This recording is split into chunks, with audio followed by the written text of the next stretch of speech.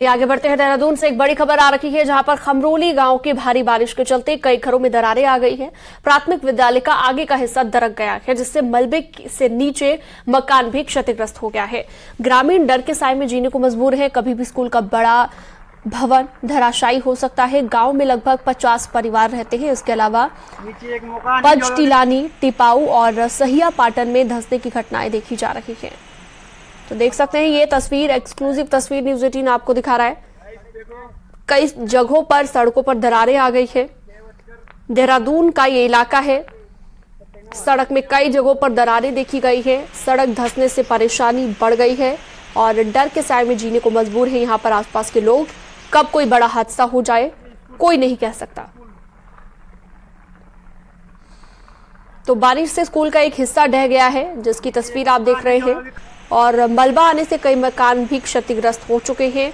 लेकिन इससे भी बड़े हादसे की आशंका यहां पर लगातार बनी हुई है। कई जगहों पर सड़क में दरार आई हुई है। तस्वीर आप देख रहे हैं।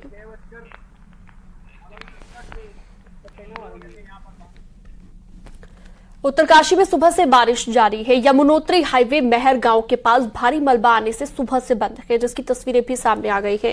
रास्ता बंद होने से हाईवे के दोनों तरफ लंबा जाम लगा हुआ है। हालांकि लोनीवी की मशीनें मौके पर तैनात हैं। मार्ग को खोलने की कोशिश भी की जा रही है।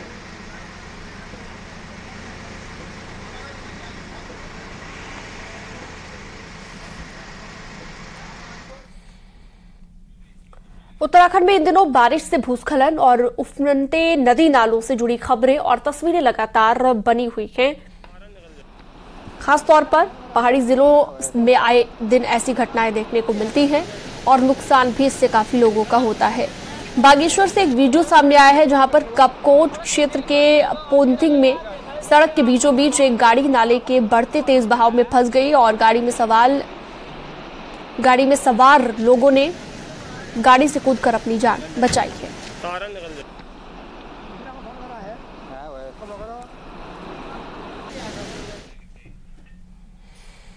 और मौसम की भी बात कर लेते हैं। उत्तराखंड में एक बार फिर से बारिश का दौर लौटने वाला है। आज से राज्य में भारी बारिश होगी। 7 जिले ऐसे हैं जहां पर तेज बारिश का अलर्ट जारी कर दिया गया है। देहरादून, हरिद्वार, टिहरी, नैनीताल, पौड़ी, उत्तरकाशी और चमोली में बारिश होगी। इसके साथ ही मौसम विभाग ने 48 घंटे कहीं पर तेज और कहीं पर हल्की फुल्की बारिश होने का अलर्ट जारी किया है।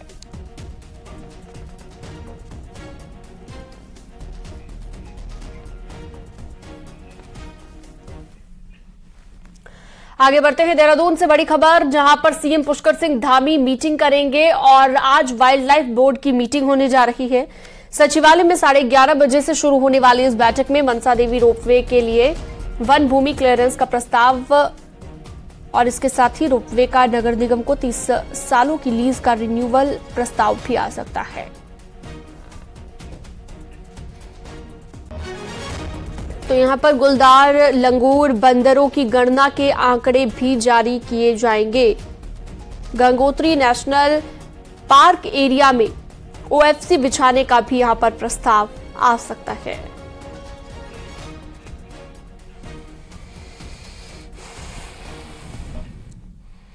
और एक बड़ी खबर देहरादून से, चिकित्सा सेवा चयन बोर्ड की चयन प्रक्रिया को रद्द कर दिया गया है। शिकायत मिलने के बाद सीएम धामी ने तत्काल फैसला लिया है। आयुर्वेदिक और होम्योपैथिक चिकित्सा की भर्तियां हो रही थी और इस पर एबीवीपी कार्यकर्ताओं ने सीएम धामी से मुलाकात की और शिकायत की थी। सीएम धामी ने चयन प्रक्रिया की जांच के आदेश दिए।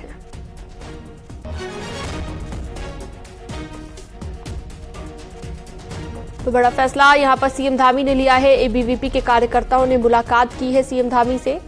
फिलहाल जो चयन प्रक्रिया थी उसे रद्द कर दिया गया है।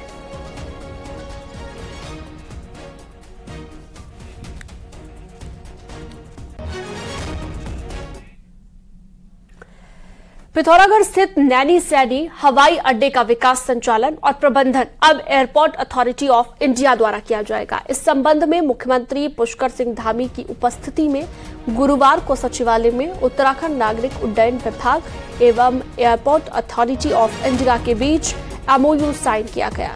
नैनी सैनी एयरपोर्ट के संचालन, रखरखाव, विकास और प्रबंधन के लिए कुछ समय पहले मुख्यमंत्री ने केंद्रीय नागरिक उड्डयन मंत्री ज्योतिरादित्य सिंधिया से मुलाकात कर नैनीसैनी एयरपोर्ट के सामरिक महत्व को देखते हुए इसे अपग्रेड करने और इसके बेहतर प्रबंधन के लिए एयरपोर्ट अथॉरिटी ऑफ इंडिया को हैंडओवर करने का आग्रह किया था, जिसका गुरुवार को एमओयू भी साइन कर लिया गया।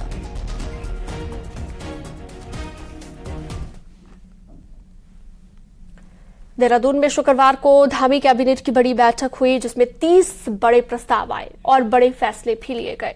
राष्ट्रीय जल नीति के तहत बड़ा फैसला यहां पर एक लिया गया है, जिस पर इलाके में नया पावर प्रोजेक्ट बनाने की बात भी है। लागत की कुल कीमत 1% इलाके के विकास पर खर्च होगा और प्रोजेक्ट से 12% के बजाय 13% मुफ्त बिजली राज्य को मिलेगी।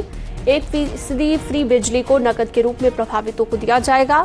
बेसिक शिक्षा पॉलिसी में बदलाव का फैसला किया गया और पहली क्लास में एडमिशन के लिए उम्र अब जुलाई के बजाय अप्रैल गिनी जाएगी। उत्तराखंड की नई ड्रोन नीति को भी मंजूरी दे दी गई है। राज्य के 13 आईआईटी को टाटा ग्रुप ऑफ अडॉप्ट करेगा, ये भी एक बड़ी जानकारी मिली है। तहसील का दर्जा इसे दे दिया गया है और मसूरी एसडीएम ही एमडीडीए का ज्वाइंट सेक्रेटरी भी होंगे। मसूरी को तहसील का भी दर्जा दे दिया गया है।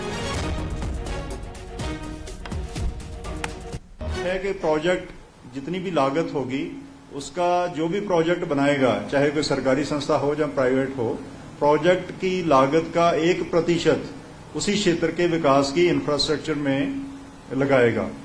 जो भी चाहे सरकारी संस्था हो, चाहे जैसे टीएचडीसी है या कोई प्राइवेट प्रोजेक्ट बनाता है, 1% प्रोजेक्ट कॉस्ट उस क्षेत्र के विकास में लगाएगा।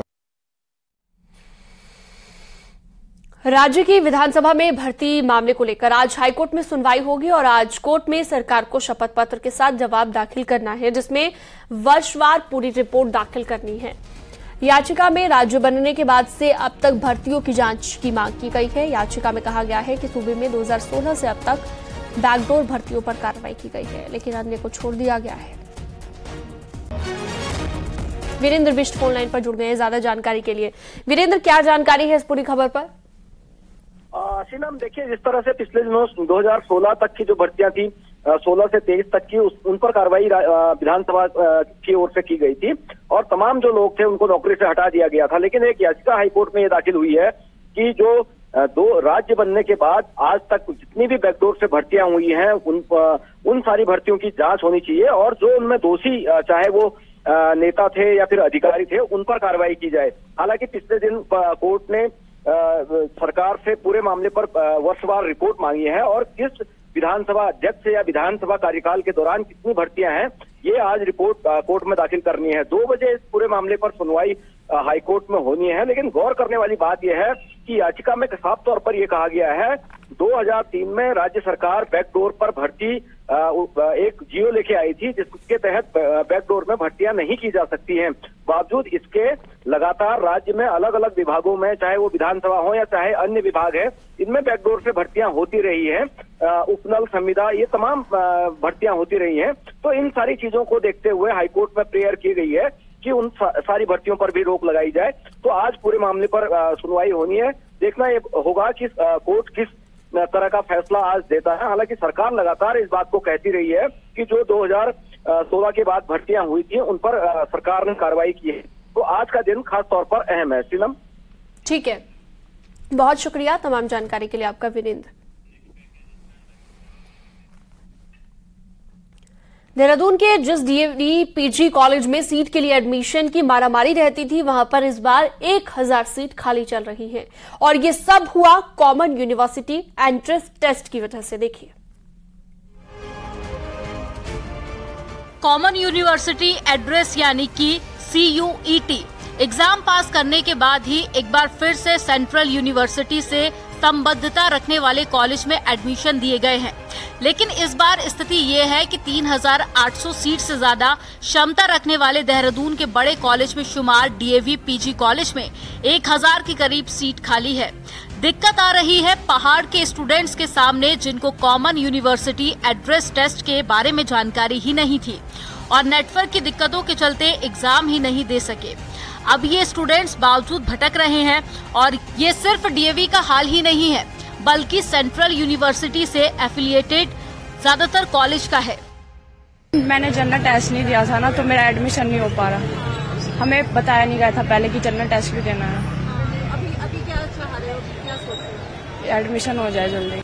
वहीं स्टूडेंट्स की इस परेशानी को कॉलेज प्रबंधन भी समझ रहा है और अब यूजीसी और केंद्र से बार मेरिट बेसिस पर बची सीट पर एडमिशन के लिए एप्लीकेशन भेजी गई है। हमने यूजीसी को भी लिख दिया है, लेटर मैंने आपको दिखाया अभी, 4-5 पेज का लेटर है। यूनिवर्सिटी को लिख दिया है कि जिन बच्चों ने सीयूटी नहीं दिया या जिनकी मैपिंग उनके हिसाब से सीयूटी नहीं आया है, उनके लिए हमें एडमिशन करने की क्या गाइडलाइंस है वो हमें प्रोवाइड करें। जिन स्टूडेंट्स ने एग्जाम पास कर लिया है उन्हें तो एडमिशन मिल गया, लेकिन तकनीकी खामियों के चलते पहाड़ के जो स्टूडेंट्स एडमिशन नहीं पा सके उनके लिए समस्या बढ़ गई है। न्यूज़ 18 के लिए देहरादून से भारती सकलानी उनियाल की रिपोर्ट। हरिद्वार में पुलिस ने एक महिला के साथ अश्लील हरकत करने वाले बीजेपी नेता के खिलाफ मामला दर्ज कर लिया है। मामला सामने आने के बाद तोड़फोड़ और पथराव करने वाले 50 अज्ञात लोगों पर भी मुकदमा दर्ज हुआ है। मामला पथरी इलाके के गाड़ोवाली गांव का है, जहां के रहने वाले बीजेपी नेता अक्षय चौधरी का एक वीडियो सामने आया जिसमें वो एक महिला के साथ अश्लील हरकत करते हुए दिख रहा है। महिला दूसरे समुदाय की थी, लिहाजा वीडियो सामने आने के बाद महिला के समुदाय के लोगों ने बीजेपी नेता के ऑफिस पर पथराव करते हुए तोड़फोड़ की और पुलिस ने मौके पर स्थिति को कंट्रोल कर लिया। बाद में महिला की शिकायत पर पुलिस ने आरोपी बीजेपी के नेता के खिलाफ मामला दर्ज कर लिया। मामला 2 समुदायों से जुड़ा होने के चलते पुलिस फूंक फूंक कर कदम रख रही है।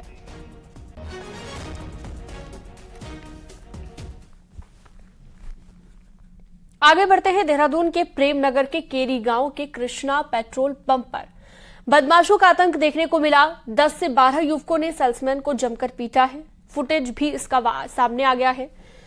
सीसीटीवी में दिखाई दे रहा है कि कुछ युवक पेट्रोल पंप पर एक शख्स को बुरी तरह पीट रहे हैं। युवकों ने पेट्रोल पंप के ही एक स्टैंड पिलर से भी युवक की पिटाई की। पीड़ित सेल्समैन कुलविंदर ने पुलिस को तहरीर दी है, जिसके बाद पुलिस ने 10 से 12 अज्ञात युवकों के खिलाफ मामला दर्ज कर लिया है और 2 आरोपियों को हिरासत में ले लिया है। और वक्त एक हो चुका है छोटे से ब्रेक का।